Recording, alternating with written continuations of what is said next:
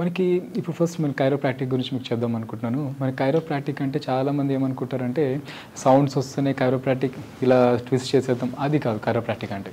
Chiropractic అంటే మనకి spinal adjustment అనమాట. మన ఎక్కడైతే మనకి ఈ మస్కులోస్కెలిటల్ ప్రాబ్లమ్, స్పైన్లో ఏదైతే ప్రాబ్లం ఉందో మన ఫస్ట్ డయాగ్నోసిస్ తీసుకోవాలి. స్పైన్లో మనకి చాలా ప్రాబ్లమ్స్ ఉంటాయి.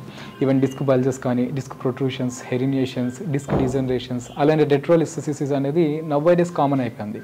రెట్రోలిస్థెసిస్లో కూడా యాంటీరియర్ అండ్ పోస్టీరియర్ రెండు ఉంటాయి. మనకి మామూలుగా ఎలా ఉంటుందంటే బోన్ మధ్యలో నుంచి డిస్క్ అనేది బయటికి రావడం చూస్తుంటాం. కానీ ఈ రెట్రోలిస్థెసిస్లో ఈ వర్టిబ్రే అనేది పక్క జరుగుతుంటుంది, ముందుకు కానీ వెనక్కి అనేది.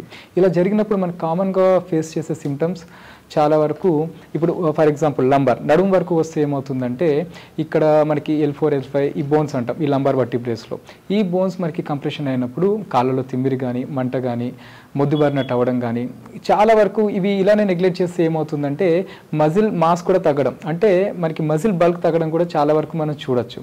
సో ఈ మజిల్ బల్క్ తగ్గినప్పుడు ఏమవుతుందంటే లింపింగ్ వస్తుంది. ఇంకోటి ఎక్కువ మనం వాక్ చేసేటప్పుడు కూడా ఇబ్బంది అవుతుంది. మజిల్ స్ట్రెంత్ తగ్గిపోవడంతో ఏమవుతుందంటే డీజనరేషన్స్ కూడా రావడం జరుగుతుంటుంది. సో ఈ స్పైన్లో ఇలాంటి ఇష్యూస్ అనేది మనకి చాలా వరకు కామన్గా ఉంటాయి.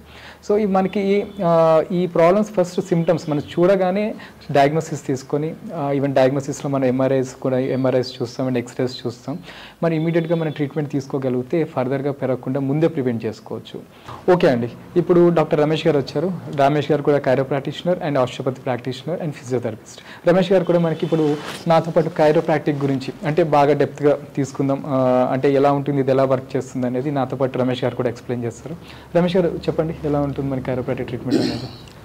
కైరోప్రాక్టిక్ అనేది ఒక మంచి ట్రీట్మెంట్ అండి.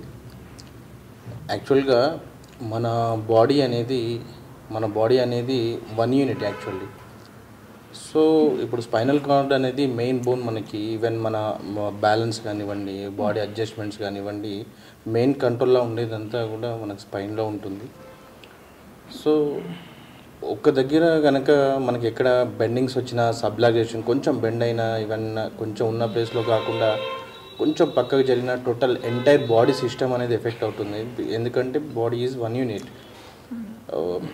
మనకి బాడీలో రైట్ అండ్ లెఫ్ట్ ఏ విధంగా ఉంటుందో మనకి సెంటర్లో బ్యాక్ బోన్ అనేది అలా ఉంటుంది కదా. సో ఒక్క దగ్గర ప్రాబ్లం వచ్చిందంటే అది రైట్ కానీ లెఫ్ట్ కానీ అది ఇంపాక్ట్ అనేది చూపెడుతుంది. అది మనకి బ్యాలెన్స్ సిస్టమ్ అనేది కోల్పోవడం కావచ్చు, అంటే రైట్కి మూవ్ అవ్వడం కావచ్చు, లేదంటే లెఫ్ట్కి మూవ్ అవ్వడం కావచ్చు. కొన్నిసార్లు స్పైనల్ కార్డ్ ఎఫెక్ట్ అయినప్పుడు దానిలోంచి వచ్చే నర్వ్స్ కంప్రెషన్ వల్ల నర్వ్ సిస్టమ్ ఎఫెక్ట్ కావడం కావచ్చు, దానివల్ల పెయిన్స్ రావచ్చు, పెయిన్ వల్ల కూడా ఇబ్బంది పడుతుండొచ్చు. సో ఈ కైరోపతి ట్రీట్మెంట్ వల్ల, కైరోప్రాక్టిక్ వల్ల ఏదైతే మనము మిస్అలైన్మెంట్స్ ఉన్నాయో ఒక బోన్లో దాన్ని అడ్జస్ట్ చేయడమే అండి కైరోప్రాక్టిక్ ట్రీట్మెంట్ అంటే. మెయిన్గా దాని యొక్క థీమ్ అది యాక్చువల్గా.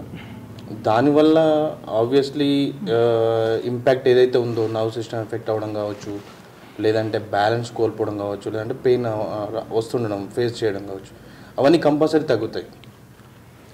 సో మెయిన్గా కైరోప్రాక్టిక్ థీమ్ ఇదండి.